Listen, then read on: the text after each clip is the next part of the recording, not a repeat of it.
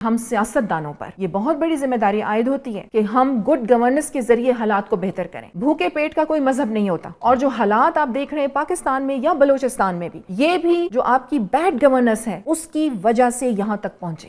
فرا، آپ سے آغاز کروں گا. یہ بتائیں، soft and hard state, army chief نے تو کہا ہارڈ اسٹیٹ ہمیں، کیونکہ پاکستان ایک سیکورٹی اسٹیٹ تو ہے، اسرائیل سے پہلے دنیا کی واحد ریاست ہے جو ایک نظریے اسلام کے نام پہ بنی. جی، کلمہ اس کی بنیاد ہے. تو کلمہ کہتا ہے سافٹنس پیدا کریں اپنے درمیان، جب یکجہتی ہوگی تو قہر بن کے دشمن پہ ٹوٹیں گے. تو آرمی چیف کی پالیسی سورہ فتح کی روشنی میں ہے تو قرآنک ڈاکٹرائن، اس کو آپ کیسے لیتی ہیں؟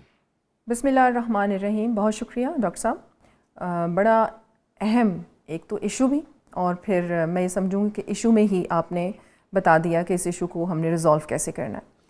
آپ نے آرمی چیف کا یہاں پہ ذکر کیا. اس سے پہلے میں یہ کہوں گی کہ آپ نے کہا کہ اپنے انٹرو میں کہ ہمارا جو ملک ہے وہ اسلام کے نام پر بنا ہے، اور اگر ڈاکٹر صاحب اگر آپ قرآن کو سمجھ کے پڑھ لیں گے تو آپ کا کوئی فرقہ ہی نہیں رہتا.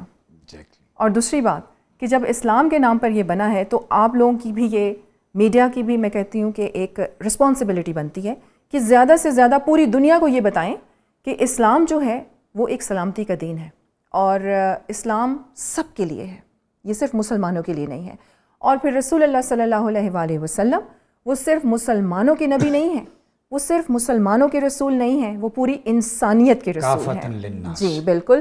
تو ہم مسلمانوں پر یہ رسپانسبلٹی عائد ہوتی ہے کہ قرآن کا یہ والا پیغام ہمیں پوری دنیا میں پھیلانا ہے، اور تشدد، ظلم، ناچاکی، آپس میں ایک دوسرے کو برداشت نہ کرنا، نفرت، کہیں بھی اسلام میں یہ نہیں ہے.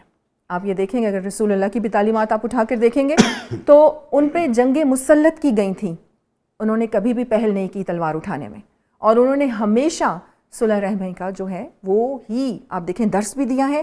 اور ہمیں چاہیے بحیثیت امتی کے، تو ہماری میں سمجھتی ہوں کہ بہت فخر کی بات ہے اور بہت زیادہ خوش نصیبی کی بات ہے کہ ہم ان کے امتی ہیں. تو یہ رسپانسبلٹی ہمارے کندھوں پر عائد ہوتی ہے. آرمی چیف نے اپنی اسپیچ میں گڈ گورننس کی بھی بات کی تھی، اور میں یہاں پر یہ بھی کہوں کہ دیکھیں ہم کب تک اپنی فورسز سے قربانیاں لیتے رہیں گے. ہمارے جوان شہید ہو رہے ہیں، بلوچستان کے حالات آپ کے سامنے ہیں. کبھی کوئی آپ کے امن کی بات ہو، آپ کے سرحدوں کی حفاظت کی بات ہو تو آپ کے جوان وہاں پر حاضر ہیں. آپ کے زلزلے آ رہے ہیں تو آپ کے جوان آ رہے ہیں، آپ کے فورسز کے جوان آگے ہیں، آپ کی ملٹری آگے ہیں، آپ کی آرمی آگے ہے. آپ کے زلزلے، آپ کے سیلاب، کوئی بھی ڈیزاسٹر آ رہا ہے آپ انہی جوانوں کو بلا رہے ہیں.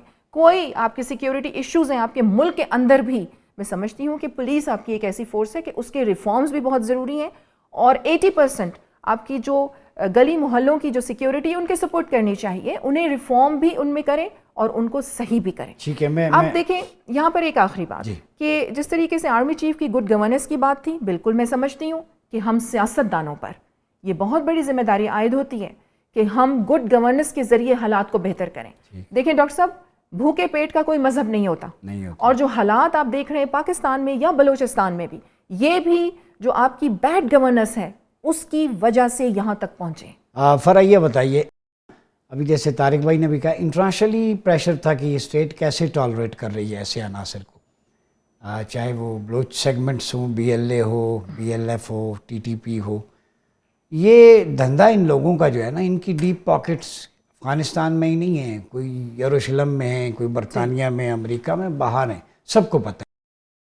ابھی جو ڈیجیٹل ٹیررزم کے خلاف حکومت اقدامات کرنے جا رہی ہے، بہت سارے ڈیجیٹل فرنٹس کے فرنٹ مینس کو گرفتار بھی کیا، ابھی پچھلے دنوں 1-2 نام بھی آئے اس میں.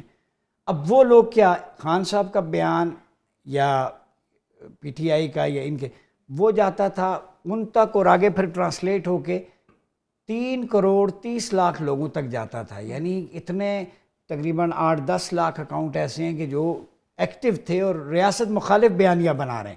اب جعفر ایکسپریس حملہ ریاست پہ ہے، لیکن فتنہ و انتشار کا عالم یہ ہے کہ ان اکاؤنٹس کے ذریعے پاک افواج کے خلاف، ریاست کے خلاف پروپیگنڈا. تو گراؤنڈ پہ فوج مارے گی، ڈیجیٹل وارفیئر کو کیسے کنٹرول کریں گے، اس پہ ہارڈنس کیسے لائیں؟ دیکھیں ڈاکٹر صاحب، سب سے پہلے تو پاکستان اگر قائم ہے تو وہ آپ کی پاک فوج کی وجہ سے. آپ کی آرمی آپ کی لائف لائن ہے. جتنے بھی ادارے آپ پاکستان میں اٹھا کے دیکھ لیں، واحد ایک ادارہ ہے ملٹری کا جو آپ کو ڈسپلن اور آپ کو رولز کے مطابق چلتا ہوا نظر آتا ہے، اور ہمیشہ وہ پاکستان کے لیے شہادتیں دے رہے ہیں ان کے جوان. اب جس طریقے سے جعفر ایکسپریس کا واقعہ ہوا آپ کے سامنے، آپ نے ڈیجیٹل جو ایک دہشت گردی ہے اس کی بھی آپ نے بات کی، اس کو بھی کنٹرول کیا جا سکتا ہے. اور اب تو بہت سارے ایسے معاملات شروع ہو گئے ہیں پاکستان میں بھی کہ ایسے اکاؤنٹس کو بھی بند کیا جا رہا ہے اور ان لوگوں کو بھی پکڑا جا رہا ہے. اب آپ میں اپنی عوام کو بھی بلکہ اس پروگرام کے توسط سے یہ پیغام ضرور دوں گی کہ آپ دیکھیں اب ٹک ٹاک پہ بیٹھے ہوئے لوگ، آپ دیکھیں فون ہر کسی کے ہاتھ میں ہے، اور یہ فون جو ہے آپ کے فاصلے بھی اس نے کم کر دیے. آپ پاکستان میں بیٹھ کے آپ یو ایس میں پیغام پہنچا دیتے ہیں، لیکن آپ جب بھی سوشل میڈیا استعمال کرتے ہیں یہ ماں باپ کی بھی ذمہ داری بنتی ہے اور ٹیچرز کی بھی ذمہ داری بنتی ہے کہ یہ اسٹوڈنٹس کو اور بچوں کو بتائیں کہ آپ سوشل میڈیا استعمال کر رہے ہیں، بغیر تصدیق کیے آپ ویڈیوز فارورڈ کر دیتے. اب جس طریقے سے یہ بلوچستان کا واقعہ تھا جعفر ایکسپریس کا، اس میں ٹرینڈ ایلیمنٹس آپ کو نظر آئے. آپ دیکھیں کہ کس طریقے سے انہوں نے آپریشن کیا، اور ان کے پاس جو جدید اسلحہ تھا وہ آپ کا بھارت سے آیا، اور آیا کہاں سے؟ آپ کے افغانستان کے راستے سے آیا.